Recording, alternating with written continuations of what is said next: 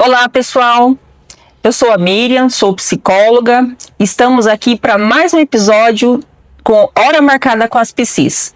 E hoje nós temos aqui uma pessoa muito especial, a Eliângela. A Eliângela, que é mãe de autista, descobriu o diagnóstico recentemente também. O esposo foi diagnosticado com autismo e mãe, mulher, trabalhadora, trabalha na Coamo, e nós vamos conhecer hoje um pouco sobre a história do autismo na vida real, na realidade aqui, para além dos diagnósticos. Eliângela, seja muito bem-vinda. Obrigada. É um prazer tê-la aqui com a gente. E eu gostaria de entender, que você nos falasse aqui, quem é a Eliângela antes do diagnóstico? Eu fui uma criança que tive uma infância normal, né? Naquela época só diagnosticava autismo, nem se falava nisso, né? Mas só diagnosticava os casos muito graves, né? Uhum. Aí foi uma criança normal, né? Brincava no quintal com a minha irmã e tal, meus primos. Mas na escola sempre tive bastante dificuldade. No sentido de ter amigos, assim. Era sempre assim, era sempre só um amiguinho, uma amiguinha. Não tinha aquela desenvoltura toda de me relacionar com outras crianças. E daí eu sofri bastante, porque às vezes era uma criança esquisita, né? Estranha. Uhum. Então, às vezes eu ficava sempre sozinha na hora do recreio, né? Na hora do intervalo, na hora do recreio, eu ficava sempre sozinha. E daí era considerada CDF, porque tirava boas notas, mesmo não estudando, né? Eu ia bem. Tinha facilidade, isso, então, na questão da vida escolar ali, não era uma dificuldade, não aprendizado. Minha maior dificuldade era na parte social mesmo. Uhum. E eu nunca soube por que era tão diferente. Aí, né, quando chega na vida adulta, você acaba se acostumando com isso, né? E tal. Mas acho que é basicamente isso. Assim, uma coisa que eu tive bastante dificuldade na vida adulta é que sempre eu tenho, além do autismo, assim, eu descobri eu tive um diagnóstico com 38, 39 anos por aí, de transtorno de ansiedade social. Então eu sofro de muita ansiedade. Por exemplo, se eu não tivesse medicada, eu estaria morrendo para conversar com você aqui.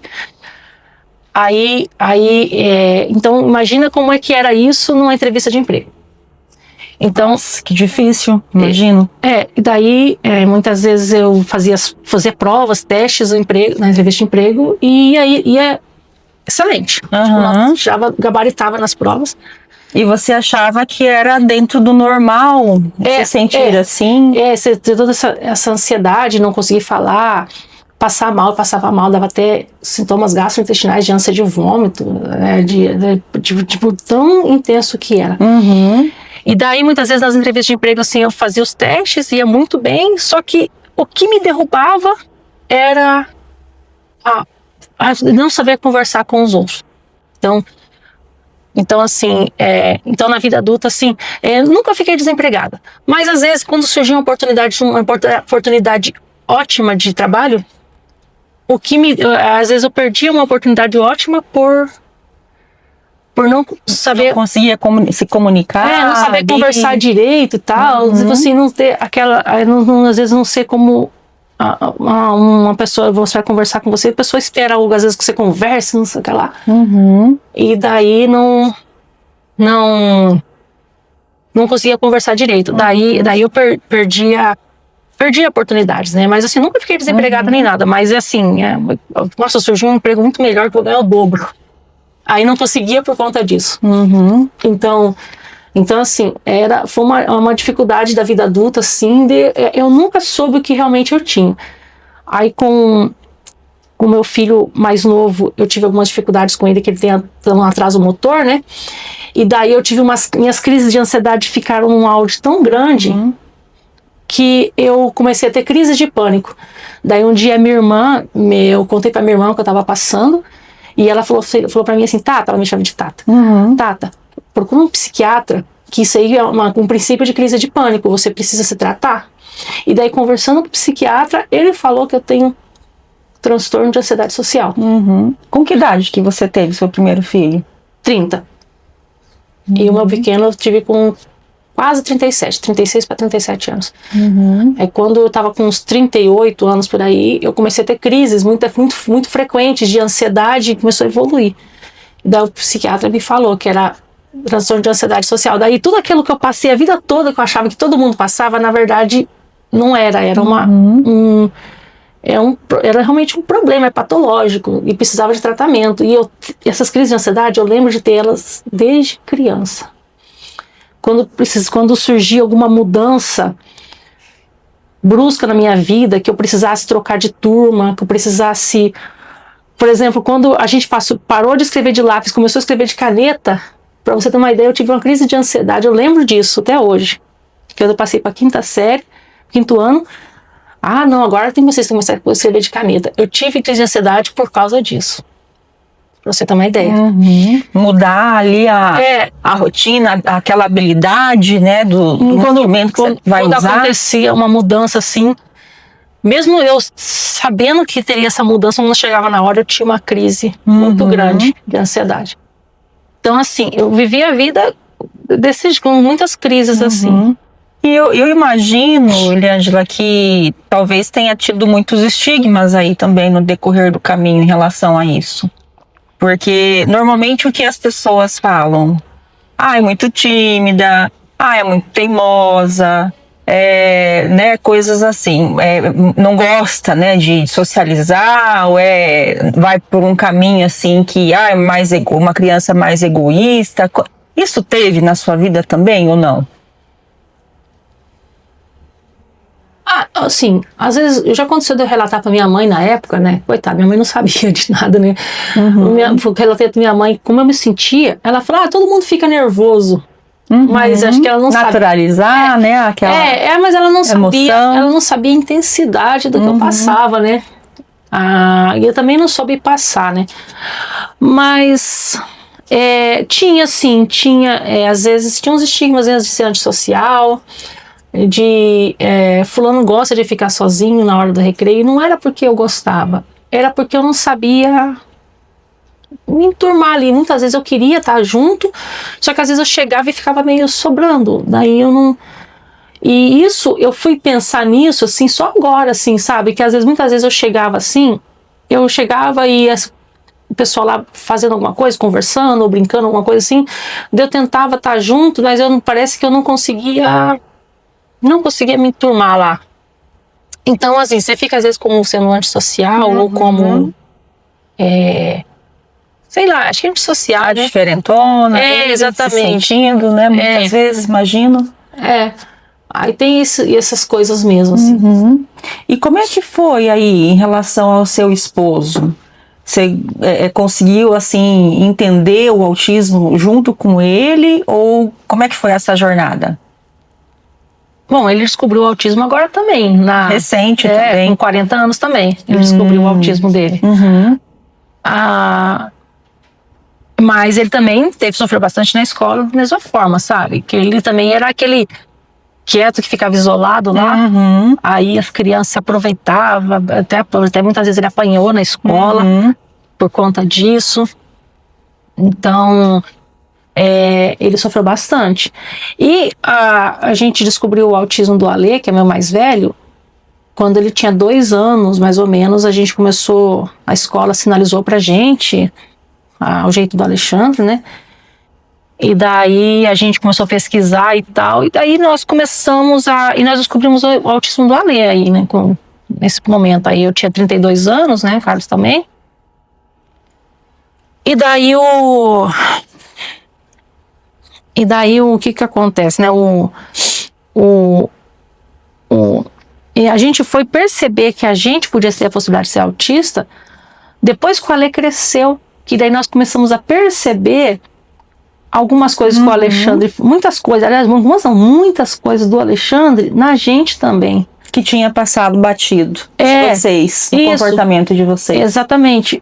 E daí a gente começou a perceber. E daí minhas amigas lá da associação, lá do Amigos Autistas, sempre falava que a gente também era também. Eu falava assim, ó, vocês são, não sei o que lá, vocês não olham, não tem contato visual e tal. E aí, tipo assim, a gente começou a desconfiar. E daí a gente resolveu ir atrás de um diagnóstico. Fomos atrás de uma neuropsicóloga para fazer fazer testes com a gente e tal, né? Um exame neuropsicológico completo. E nós acabamos com um diagnóstico de autismo. Então foi mais ou menos o mesmo período ali que você descobriu e que o seu esposo também descobriu. É que nós tivemos tiveram o diagnóstico. Foi junto, né, praticamente, porque a gente fez, eu fiz primeiro, depois ele fez as sessões dos questionários lá. E o que muda, Eliângela, agora, descobrindo, né, tendo esse diagnóstico, o que mudou na sua vida? Uma coisa que muda é que eu posso, assim, eu consigo me entender agora, porque não é muito fácil você perceber que você é diferente. Não é fácil você perceber que você é diferente, você querer se encaixar, não saber como se encaixar e não sabe também por que você não se encaixa. Então, pra mim mudou assim, que daí eu consigo entender o porquê que eu sou diferente. Por que eu, às vezes eu tenho dificuldade, às vezes, de conversar certas coisas, ou entendeu? Então, pra mim mudou basicamente isso. Então foi bom pra o meu interior, assim. Melhora a autoestima, você acha que ajuda nisso também, Eliângela, a descobrir, ter esse diagnóstico, entender o que está acontecendo com você? Eu acho que ajudou. Eu acho que me ajudou, sim. E como é que é a sua dinâmica? Porque imagina, 2 crianças diagnosticadas com autismo, seu esposo, você. Como é que é isso no dia a dia da sua vida? Assim, é extremamente cansativo, sabe? Porque assim, assim, graças a Deus, assim, lá em casa, assim, nós somos todos autistas de alto funcionamento, que fala? Então, a gente não tem, assim, nenhum atraso, assim, nenhum problema intelectual, assim. Nível 1 de suporte? O Ale e o meu esposo é nível 2, né? E o Ale também é nível 2. Né? Então o Ale, muitas vezes, muitas coisas assim, a gente tem, o meu mais velho ainda tem bastante déficit de atenção. Então assim, eu tenho que cobrar mais ele, eu tenho que ficar em cima, pedir para ele fazer as coisas mais de 10 vezes, sabe? Porque às vezes ele vai fazer, ele deixa pela metade. Então assim, é uma dinâmica um pouco cansativa, assim. Mas assim, a gente acaba se adaptando. E o que você sente que te ajuda a diminuir essa sobrecarga, o estresse quando aparece, né, em relação a isso? Uma coisa que me ajudou bastante foi o tratamento com o psiquiatra, né? Que daí o doutor me passou um medicamento que me ajuda, sabe? Até me ajuda com a ansiedade. Né? Então aquilo foi assim, aquilo foi um divisor de águas. Assim, eu vejo minha vida antes do tratamento e minha vida depois do tratamento, como ela melhorou bastante. Então esse tratamento tem me ajudado, sabe? Assim, tanto a ter mais paciência com todo mundo ao meu redor, como também a ter mais ânimo para as coisas também. Me ajuda também, me ajuda a focar mais e nem tomo um medicamento muito forte, assim, sabe? Mas assim, tem me ajudado muito. E fora o seu filho que veio, né, está com uma comorbidade que foi identificada com o TDAH, e aí você também, né, com a fobia social, tem alguma outra comorbidade que vocês identificaram? O meu mais novo, ele no começo, quando ele era bebezinho, foi identificado que ele tinha um pouco de atraso motor. Ou seja, sim. ele tinha 1 ano, ele não firmava as pernas ainda, mesmo com muito estímulo, e ele fazendo fisioterapia desde os 7 meses. Ele começou a fazer fisioterapia com 7 meses. E ele tinha atraso, assim, um certo atraso que ele não firmava as pernas. Então, imagina a criança com 1 ano de idade não ficava em pé no berço. Entendeu? Então, então aquilo... então, tem isso. Meu esposo tem TDAH também. E acho que por enquanto é só. Por enquanto é só. Aí meu pequeno, ele, por causa do atraso motor, ele tem transtorno motor de fala, um atraso motor de fala, né? Que ele tem uma dificuldade no processamento motor da fala. Então ele quer se comunicar, mas ele não consegue. Então ele tem dificuldade na pronúncia das palavras. Sim, para verbalizar isso. Mas aí ele faz fono, né? A fono trabalha com ele uma abordagem específica para esse atraso motor que ele tem, que está ajudando bastante ele na comunicação. E é importante, assim, nós ressaltarmos, né, Eliângela, que o transtorno do espectro do autista, ele, como o nome fala, né, o espectro, ele não existe, assim, um comportamento único que vai ser igual para todas as pessoas.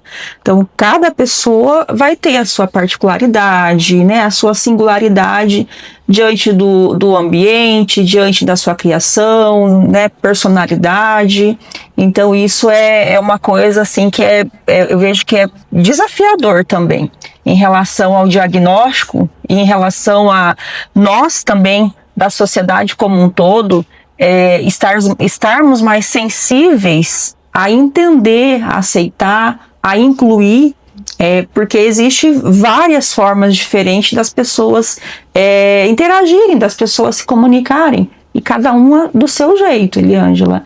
O que você sente hoje em relação a esse processo de inclusão, que nós falamos bastante sobre isso, mas ainda eu sinto, Eliângela, que temos muito ainda, né, pela frente aí a fazer outras conquistas. Como é que é isso para você? Você sente que os seus filhos na escola, é feito um trabalho para eles serem inseridos ou não? Como é que é isso para você? Tá. No caso dos meus filhos, eles assim, a gente sempre vai... Eu e minha esposa, nós somos pais muito presentes, assim, sabe? Claro, nós temos muitas falhas, mas a gente tenta acompanhar bem de perto os nossos filhos, né? E a gente acompanha na escola também. Na escola, a gente sempre está sempre presente, assim, para poder ver se as matérias se as provas estão sendo adaptadas e tal, assim. Então, pelo menos na escola que nós frequentamos, a gente ainda percebe que existe ainda uma vontade de fazer as coisas. Às vezes não faz diferença. Faz. Às vezes não é ideal, sabe? A gente percebe que tem coisa que pode melhorar, né? Até porque quando você pega uma escola assim, pega na escola... Vou dar um exemplo dessa semana. Eu estava estudando com meu filho, ajudando ele a estudar gramática. Você percebe que nas apostilas, as perguntas... as perguntas são muito voltadas para crianças típicas. E daí, por exemplo, tinha um exercício lá que tinha uma imagem e falava bem assim, né? Aquela coisa. O que o autor do desenho usou para transmitir tal mensagem? Aí eu olhei o desenho e descrevi o desenho de forma lógica, como qualquer outro autista. Aí meu filho autista falou assim, descreveu da mesma maneira que eu descrevi na mente. Eu pensei assim, né, para ver a resposta dele. E eu pensei comigo assim, com certeza o professor de português ou apostila espera outra resposta. Mas assim, aquela coisa, a gente não consegue dar uma resposta subjetiva, assim, subjetiva, a gente não consegue. Então a gente olha um negócio ali, a gente vê da maneira lógica exatamente como aquilo é. E daí a gente vê os materiais escolares, eles são muito voltados para criança típica mesmo. Aí assim, o que eu percebo na escola do meu filho? Tudo que eu botando aqui. O que eu percebo na escola do meu filho? Que os professores aceitam as respostas dele. Na minha época eu não aceitava. Na minha época, o professor riscava. Tipo assim, ele anulava a questão porque não estava a resposta que ele consideraria correta. Tinha que ser de acordo com o que o professor esperava. Sei lá, né? Eu não consigo entender essas coisas, né? Aí eu, pelo menos na escola, lá do meu filho, eles aceitam aquela resposta dele, né? Então assim, então eu vejo assim, que já é um outro olhar. Hoje em dia existe um outro olhar para essas coisas, né? Na nossa época era muito diferente. Na minha época era muito. Na nossa época, né? Na nossa época. Era muito diferente. Exatamente. Era muito diferente, sabe? Então hoje as coisas estão caminhando melhor. Eu acho que tem que melhorar muito. Tem que melhorar muito, mas cada um fazendo a sua parte. Se a família tem que fazer. A rede de apoio tem que fazer e a escola também. E no processo do autismo é muito comum, né, as mulheres conseguirem se adaptar muito mais fácil do que os homens, né, na sociedade, do trabalho, enfim, nas relações. E como é que foi essa adaptação para você? Né, o masking, que se chama, de conseguir, né, se adaptar, de conseguir, de certa forma, conviver com a sociedade, interagir, e muitas vezes as pessoas acabam nem percebendo o sofrimento que existe internamente, porque essa busca, né, de aceitação, de pertencer a determinado grupo, principalmente na infância, na adolescência, que isso é muito forte, né, Eliângela? E aí, claro, na vida adulta, você já vai também, a pessoa, né, já vai tendo assim mais percepção, consegue elaborar melhor e entender, opa, peraí, o que é meu aqui, o que é do outro, mas é todo um processo. Como é que você sentiu essa questão de você estar se adaptando aos ambientes para conseguir se sentir pertencente?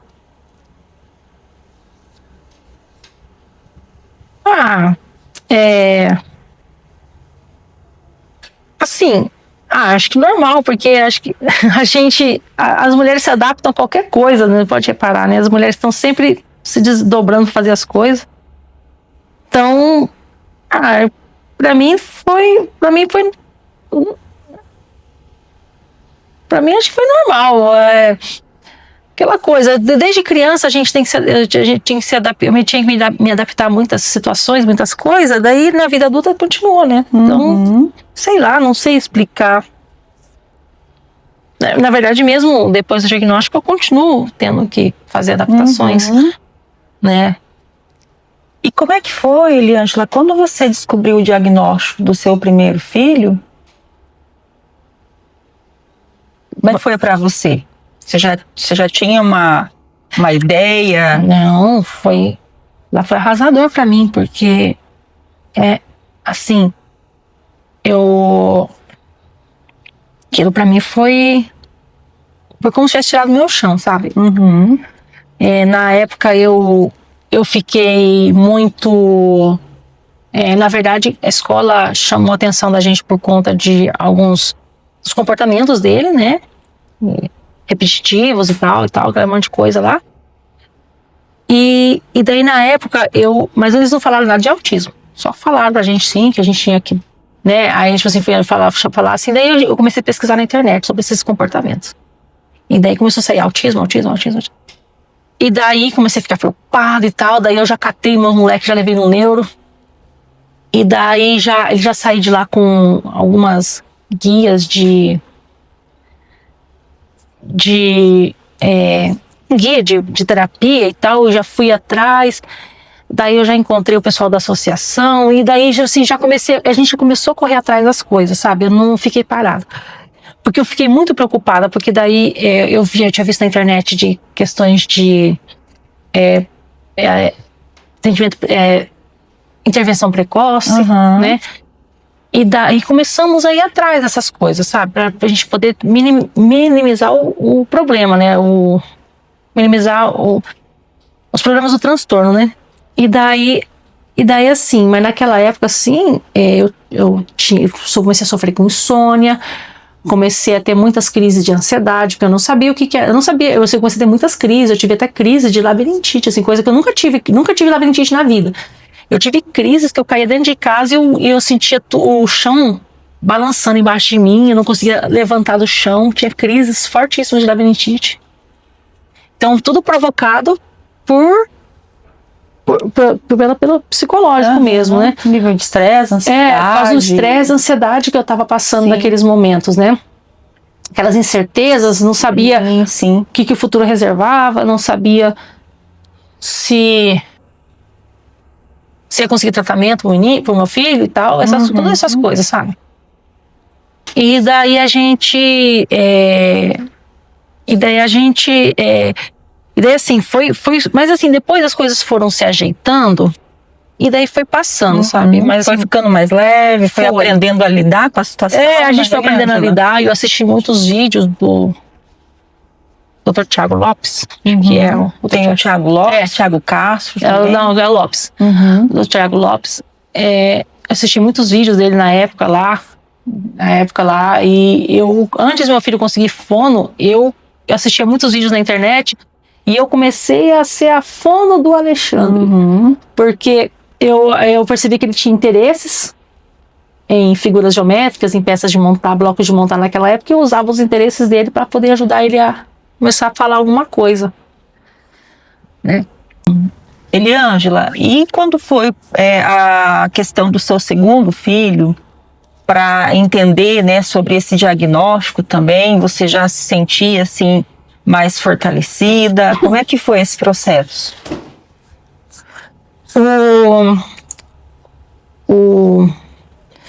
Então, quando eu engravidei do segundo filho, a gente já sabia que existia a possibilidade, que existe uma pesquisa americana, que quando você tem o primeiro filho autista, a possibilidade do seu segundo ser autista também, ela aumenta. Ela aumenta, não sei se é 30%, se for menino. Se for menina é um pouco menos a porcentagem. Aumenta a possibilidade. Então a gente meio que esperava. Aí quando ele nasceu, logo assim que ele nasceu na época da pandemia, eu fui atrás da APAE para eles poderem fazer aquele programa, por causa daquele programa PAD dele, acho que é o PAD. Eu cara, não lembro. Mas tem o IPBM também? Esse aí. Do bebês. Dos bebês? Dos bebês. Eu fui atrás desse aí, desse mesmo. IPBM. Intervenção Pais, Bebês, Morões, coisa assim, né? Aí eu fui atrás desse programa da PAI por causa desse programa que eu sabia que eles tinham. E eu pedi para atender o João, porque eu queria começar a intervenção mais precoce possível. Só que o João, a gente ainda achava que o João não era autista. Por quê? O João olhava pra gente. Eu tenho fotos que eu tô com o João no colo, ele tá olhando pra mim. Então o João já tinha um pouco mais de contato visual. Então assim, aquela ausência completa de contato visual que o Alexandre tinha, o João já não tinha. Mas olha aí a diferença, né, do espectro. O João é nível 1, né? Aí, só que daí o João, mas mesmo assim eu procurei, porque eu queria fornecer estímulo pro meu filho, porque assim, para poder mitigar o risco, né? E daí ele fazia intervenções lá e tal, e daí quando ele tava com uns 7 meses, 8, a gente percebeu que ele não engatinhava, não firmava as pernas, né? Não firmava as pernas. E criança que com 7 meses já fica de pé, né? 6, 7 meses, começa a querer ficar de pé, ele não fazia essas coisas. Daí a gente começou a correr atrás dos médicos, né? Mas não por causa de autismo, mas por causa dessa questão motora. E daí, né, em 2021 para 2022, eu ouvi de médicos que meu filho era preguiçoso. Tinha vontade de bater em médico desse. Falar com o filho preguiçoso. Gente, como vai você falar com uma criança preguiçosa, né? Mas assim, a gente ia num, ia no outro, eu fui em vários médicos, ele fez um monte de exame. Ele fez, aí depois eu peguei vários, ele fez tomografia, ele fez ressonância magnética, ele fez um monte de exame para ver se tinha algum problema neurológico lá que justificasse alguma coisa, sei lá, paralisia, sei lá, alguma coisa que ele fez até exame para ver se ele tinha distrofia de Duchenne, algum tipo de distrofia ou AME, alguma coisa assim, sabe? Então, tipo, ele fez um monte de exame pra gente tentar descobrir por que esse menino não desenvolvia a parte motora igual as outras crianças. E não deu nada nos exames. Não deu nada. E daí a gente começa, mesmo assim, a gente continuava estimulando. Investigando e estimulando. Ele começou a fazer fisioterapia com 7 meses. 7, 8 meses, por aí começou a fazer fisioterapia. Aí a gente levava, estimulava na PAI, estimulava em casa, e a gente fazia o que podia por ele. E o diagnóstico de autismo dele veio por causa que ele não tem, assim, mesmo ele tendo um certo contato visual, ele é uma criança que não tem aquela interação com as outras crianças, além do histórico todo em casa, né? Ele também não tem uma interação adequada com as outras crianças, né? Então, veio por conta disso, sabe? Entendi.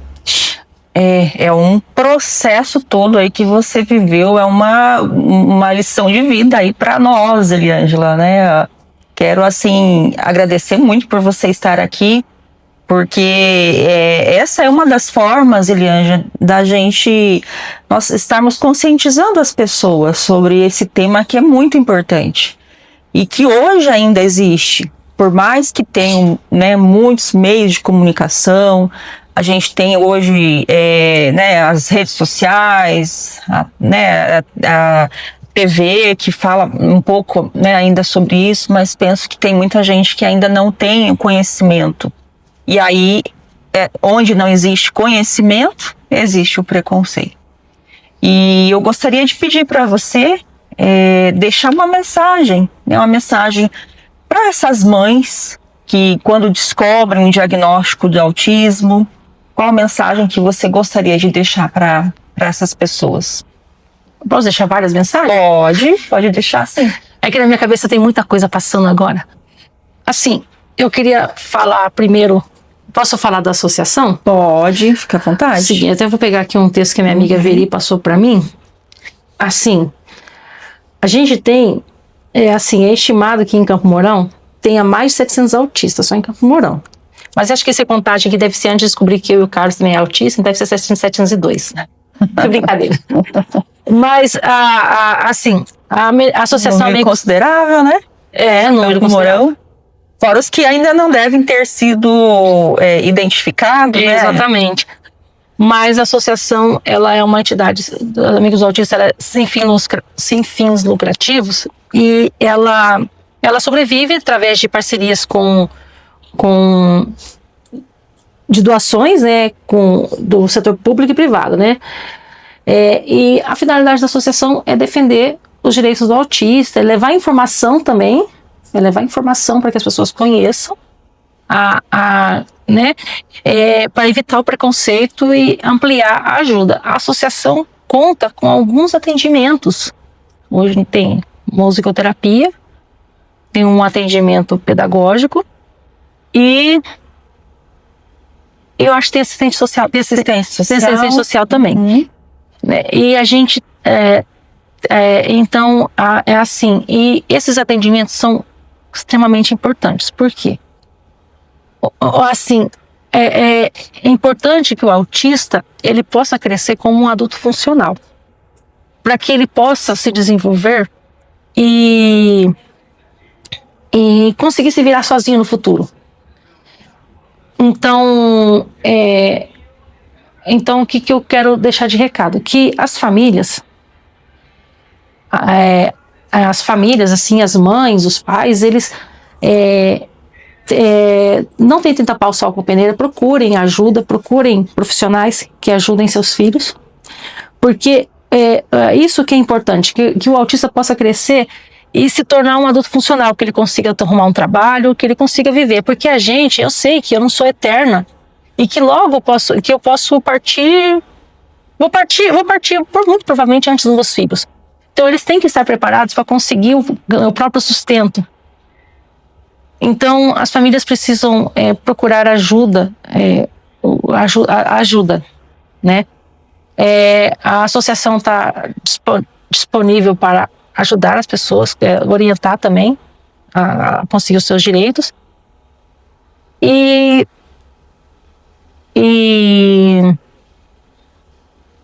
eu queria deixar um recado também para que os pessoal do RH tenha um outro olhar com as pessoas esquisitas, com as pessoas estranhas, que eu posso falar que esquisito porque eu sou esquisita, então não é considerado preconceito. Um jeito diferente, né, de funcionar, talvez? Esse pessoal diferente aí que não sabe conversar, pessoal estranho, né, pessoal que conversa diferente e tal.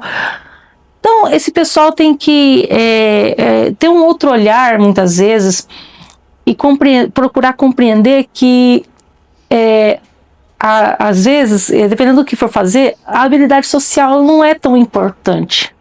No meu caso, eu trabalho com computador, então eu não preciso ter tantas habilidades sociais assim, né? Se eu fosse, talvez, trabalhar numa loja, atendendo o público, talvez precisasse.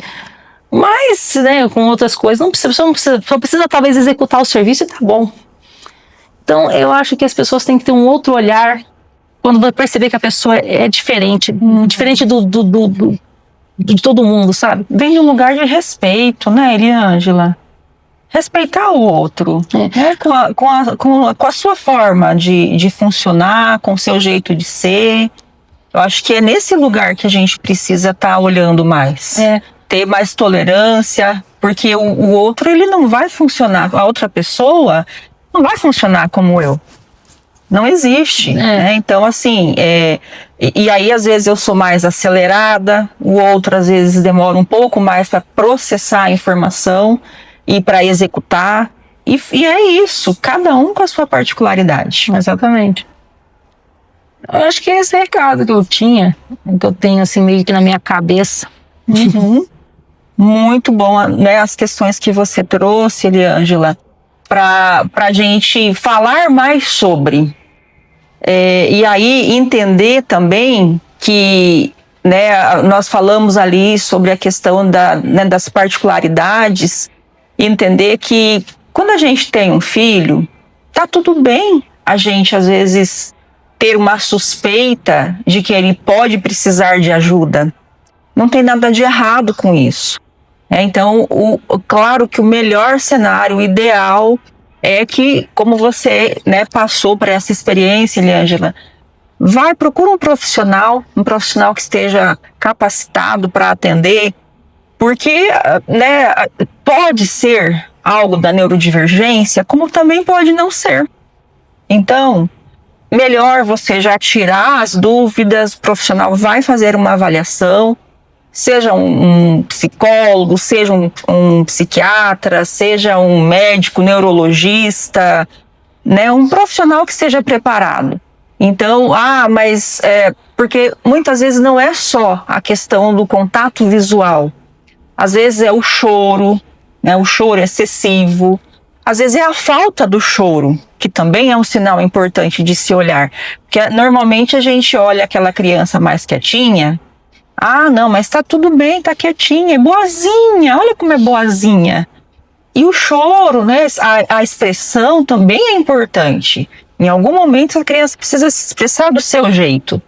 Então são sinais que a mãe vai percebendo, a rigidez muitas vezes na hora quando amamenta, né, no colo, vai percebendo. São sinais assim sutis, que é importante a gente estar atento e levar para o profissional para tirar a dúvida. Eliângela, mais uma vez, quero agradecer aqui a sua presença, a disponibilidade, né, do seu horário para estar aqui com a gente, e que esse vídeo, né, possa chegar a muitas pessoas aí e trazer muita conscientização. Muito obrigada. Obrigada pela oportunidade.